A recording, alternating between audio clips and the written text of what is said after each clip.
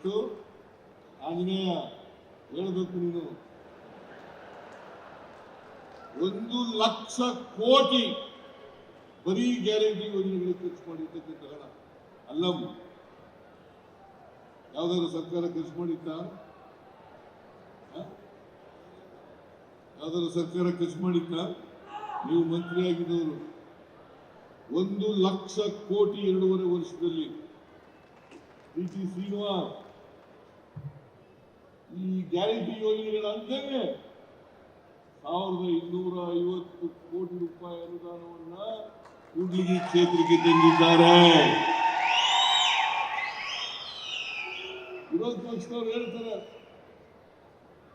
Guarantee ಯೋಜನೆಗಳನ್ನ ಕೊಟ್ಟು ಸಿದ್ದರಾಮಯ್ಯನವರ ಸರ್ಕಾರದಲ್ಲಿ ದುಡ್ಡಿಲ್ಲ. ದುಡ್ಡಿಲ್ಲದೆ ಹೋದರೆ 1,250 ಕೋಟಿ ತರ ಕಾಯ್ದಿತ್ತ? ದುಡ್ಡಿಲ್ಲದೆ ತರ ಕಾಯ್ದಿತ್ತ? ನಿಮ್ಗೆ ಯಾವತ್ತಾರು ಬರೀ ಕೈಗಳು ತೋರಿಸಿದ್ದೀರಾ? ನೋಡಿ ಹೆಂಗೆ ಸುಳ್ಳು ಆರೋಪಗಳನ್ನು ಮಾಡ್ತಾರೆ. ದಯಮಾಡಿ ನೀವೆಲ್ಲ ಅರ್ಥ ಮಾಡ್ಕೋಬೇಕು.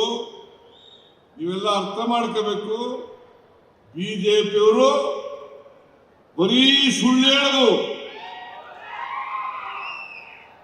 ಸುಳ್ಳಿನ ಸರ್ದಾರರು.